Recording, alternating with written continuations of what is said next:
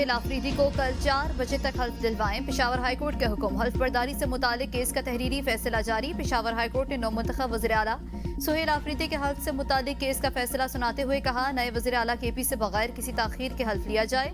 अगर गवर्नर हल्फ न ले तो उसी दिन स्पीकर हल्फ लेंगे। फैसले के मुताबिक अली अमीन गंडापुर ने 13 अक्टूबर को अपनी तकरीर में साफ कहा कि वो मुस्ताफी हो चुके हैं। स्पीकर की रूलिंग अहम। आइन के आर्टिकल 130 के शेक 5 के तहत नौमुंतखब वज़ीर आला को हल्फ लेना है। गवर्नर की आईनी जिम्मेदारी है कि वो नौमुंतखब से हल्फ ले। गवर्नर से तवक्को की जाती है कि अपनी आईनी जिम्मेदारी पूरी करेंगे। अदालत को एतमाद है कि हल्फ बर्दारी में मजीद ताखीर नहीं होगी। अगर गवर्नर 4 बजे तक हल्फ न दे सके तो आर्टिकल 255(2) के तहत स्पीकर उसी दिन हल्फ लें।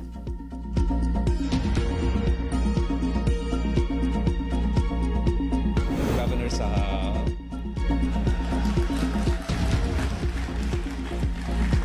आपको मेरे ख्याल में पख्तूनख्वा पहुंचना चाहिए। मैं चीफ मिनिस्टर सिंध साहब से रिक्वेस्ट करता हूं कि आप अपना जहाज गवर्नर साहब को दे दें ताकि गवर्नर साहब जो है वो पख्तूनख्वा पहुंच के आइन और कानून के मुताबिक अपना जिम्मेदारी जरूर पूरा करेगा। वज़ीर आला सिंध गवर्नर के लिए जहाज फराहम करें ताकि वो फौरी तौर पर खैबर पख्तूनख्वा जाएं। बिलावल भुट्टो की हिदायत। कहा, गवर्नर को अपने सूबे में होना चाहिए था। गवर्नर खैबर पख्तूनख्वा को आइन और कानून के मुताबिक अपनी जिम्मेदारी अदा करनी चाहिए। अदालती हुक्म पर अमल किया जाए। बिलावल की हिदायत के बगैर गवर्नर खैबर पख्तूनख्वा फैसल करीम कुंडी कराची से पेशावर पहुंच गए। कल खैबर पख्तूनख्वा के नए वज़ीर आला से हल्फ लेंगे। गवर्नर हाउस पेशावर में वज़ीर आला की हल्फ बर्दारी तकरीब का इनेकाद किया जाएगा। कहते हैं कभी हल्फ लेने से मना नहीं किया। आइन और कानून की पासदारी उनकी अवलीन तरजीह है। मेरा जो आइनी फर्ज है वो अदा करूंगा। गवर्नर के पास तैयारा नहीं होता। वज़ीर आला सिंध से दरख्वास्त की कि अपना तैयारा फराहम करें। तर्जुमान के मुताबिक गवर्नर हाउस में हल्फ बर्दारी की तकरीब की तैयारियां की जा रही हैं। कल 4 बजे नौमुंतखब वज़ीर आला से हल्फ लिया जाएगा।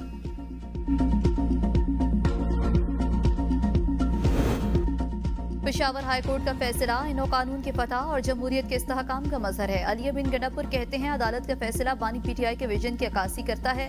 हम बानी पीटीआई के साथ हैं, उनके मिशन को आगे बढ़ाते रहेंगे।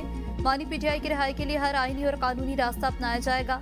अदलिया ने साबित किया कि आइन की बालादस्ती ही मुल्क के इस्तेहकाम की जमानत है। गवर्नर के हल्फ न लेने की सूरत में स्पीकर की नामजदगी आइनी तसलसल का बेहतरीन हल है। सूबे में जमहूरी अमल के तसलसल के लिए हुकूमत आइन के मुताबिक आगे बढ़ेगी। बानी का विजन इंसाफ, आइन की पासदारी और अवामी हक हुक्मरानी पर मबनी है। बानी पीटीआई ने वज़ीर आला के मुंतखब होने के अमल पर खुशी का इजहार किया। बानी इस बात पर खुश हैं तमाम MPAs ने बगैर किसी ग्रुपबंदी के वोटिंग में हिस्सा लिया।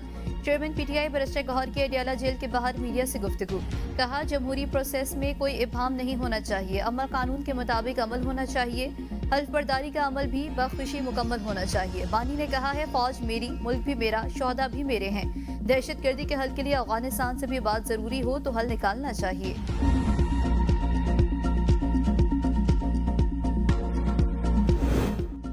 स्पीकर सूबाई असम्बली बाबर सलीम सवाती ने हल्फ बर्दारी के लिए चीफ जस्टिस पेशावर हाईकोर्ट को खत लिखा था। केस की समाअत के दौरान chief justice SM Atiq Shah ने एडिशनल अटॉर्नी जनरल से इस्तफसार किया कि 90 नुमाइंदों के वोट से वज़ीर आला मुंतखब हुए हैं, तो क्या वो कल हल्फ लेंगे। एडिशनल अटॉर्नी जनरल ने बताया कि गवर्नर कल वापस आकर कानूनी तकाजों के मुताबिक फैसला करेंगे।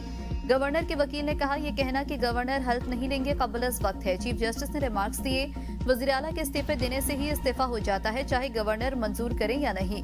पीटीआई के वकील सलमान अकरम राजा ने मौक़िफ़ इख्तियार किया कि अली अमीन गंडापुर ने इस्तीफा दिया और नए वज़ीर आला को वोट भी दिया। गवर्नर ताख़ीरी हरबे इस्तेमाल कर रहे हैं।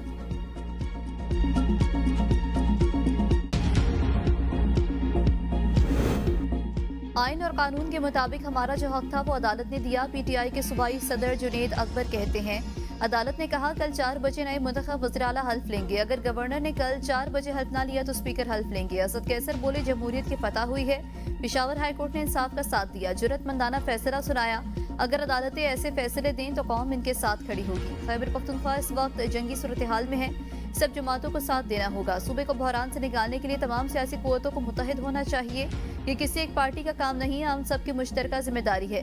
खैबर पख्तूनख्वा बानी और तहरीक इंसाफ का सूबा है। हम सब मिलकर सूबे में अमन और तरक्की की नई सोच को आगे बढ़ाएंगे।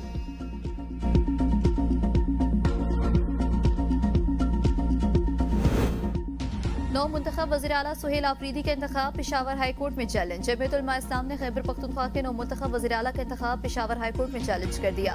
खैबर पख्तूनख्वा असम्बली के रुकन और JUI के रहनुमा लुत्फुर रहमान की जानिब से दायर दरख्वास्त मौक़िफ़ इख्तियार किया गया है कि अली अमीन गंडापुर के इस्तीफ़ा मंजूर नहीं हुआ। वज़ीर आला का इंतखाबी अमल गैर आइनी है। दरख्वास्त में अदालत से इस्तदा की गई कि सुहेल आफरीदी के बतौर वज़ीर आला के इंतखाब के अमल को कलअदम करार दिया जाए।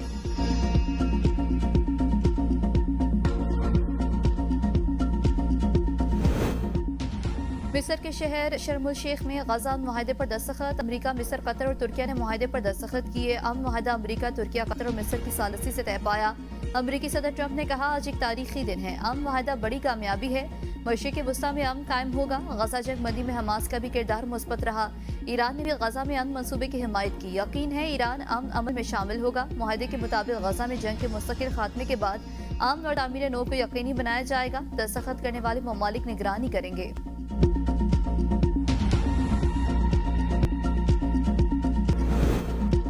वज़ीर-ए-आज़म दौरे मिस्र के बाद वतन वापस पहुंच गए। कहते हैं पाकिस्तान की सबसे अहम तरजीह गजा पर मुसल्लत की गई नस्लकुशी की मुहिम को फौरी तौर पर रोकना था। फ़लस्तीनी अवाम की आज़ादी, वक़ार और खुशहाली पाकिस्तान के लिए बुनियादी अहमियत की हामिल है। अल-कुद्स अल शरीफ के बतौर दारुल खिलाफा एक मजबूत और काबिल अमल फ़लस्तीनी रियासत का क़याम पाकिस्तान के मशरिक़ वस्ता की पॉलिसी की बुनियाद है और रहेगी। अमन की कोशिशों में अमरीकी सदर ट्रंप का अहम किरदार नाकाबिले फरामोश है। उन्होंने जनूबी एशिया में अमन कायम करके लाखों जानें बचाई। सदर ट्रंप को एक बार फिर नोबेल इनाम के लिए नामजद करने का ऐलान करते हैं। वज़ीर-ए-आज़म शहबाज शरीफ वाहिद रहनुमा थे जिन्हें ट्रंप ने शुरा से खिताब की दावत दी।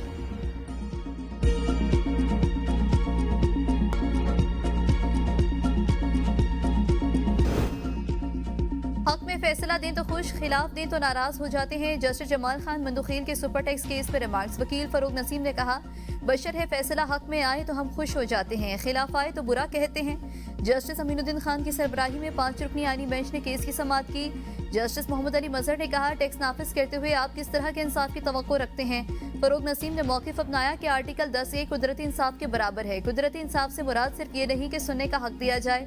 जस्टिस मोहम्मद अली मजहर ने इस्तफसार किया कि कितना टैक्स नाफिज होगा, इसका फैसला गुज़श्ता साल के असासों पर होता है। वकील फरूक नसीम ने जवाब दिया कि इनके टैक्स में ये तसव्वुर है कि जैसे जैसे आमदन में इजाफा होगा वैसे वैसे टैक्स बढ़ेगा। सुप्रीम कोर्ट ने केस की मजीद समाअत कल तक मुलतवी कर दी।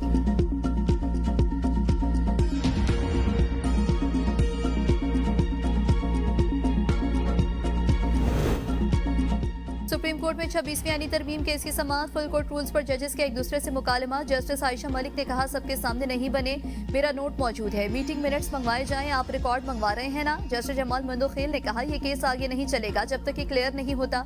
मुझे झूठा कहा जा रहा है, मैं पूरी कौम के सामने सब रखूंगा।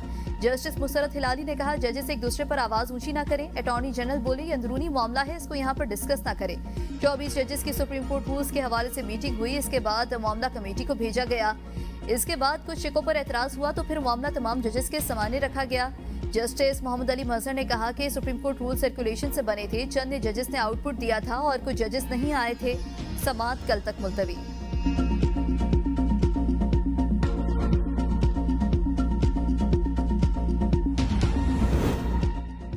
मुकाबला किसी दूसरे सूबे या शहर से नहीं, मुल्क से होता है जिसमें हम नंबर 1 हैं। BISP को आलमी सतह पर तस्लीम किया जाता है। दुनिया के बड़े मुल्कों के पास ऐसा प्रोग्राम नहीं। बिलावल भुट्टो के नाम लिए बगैर भुट्टो हुकूमत पर तनकीद। कहा, PTI हुकूमत ने भी नाम बदल कर इमदाद पहुंचाने के लिए BISP इस्तेमाल किया। मौसमी तब्दीली से जो नुकसान हम उठा रहे हैं इसमें हमारा हाथ नहीं है। गजा में जंग बंदी मुआहदे का खैर मकदम करते हैं। तारीख गवाह है, सबसे ज्यादा सीज फायर इसराइल नहीं तोड़े हैं। उम्मीद है पूरी उम्मत मुस्लिमा देखेगी कि ये सीज फायर ना तोड़ा जाए। डर है ऐसा ना हो कि इस बार भी धोखा दिया जाए।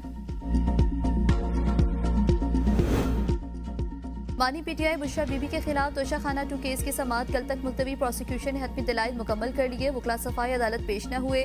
कल हतमी दलाइल देने की हिदायत। समाअत के दौरान बानी PTI बुशरा बीबी को जेल से अदालत पेश किया गया। Barrister Saif, senator Mishal Yousafzai, barrister Gohar कमरा अदालत में मौजूद थे।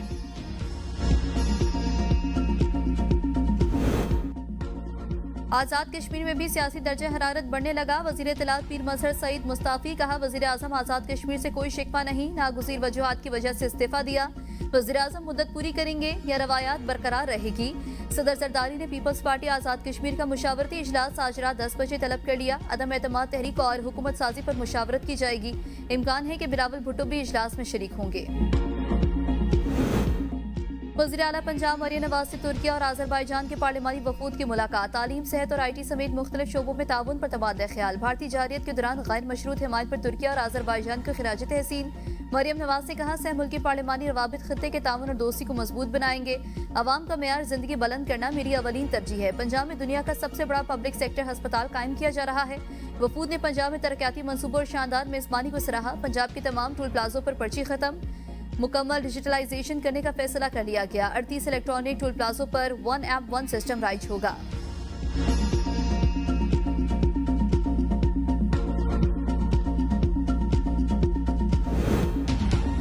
अफगान बच्चों को पोलियो के कतरे पिलाएंगे और फिर इन्हें मुल्क बदर करेंगे। वज़ीर आला सिंध मुराद अली शाह कहते हैं, बदकिस्मती से कुछ लोग हर चीज को मनफी बनाते हैं। अगर पोलियो वैक्सीन में कोई मसला होता तो शहीद मोहतरमा आसफा भुट्टो को वैक्सीन न पिलाती। उलमाए कराम और सारी समाजी शख्सियात से दरख्वास्त, इंसदाद पोलियो मुहिम में किरदार अदा करें। पोलियो वायरस सिर्फ 2 ममालिक में रह गया है। हमारे लिए शर्म की बात है कि हम पोलियो वायरस को आज तक शिकस्त नहीं दे सके।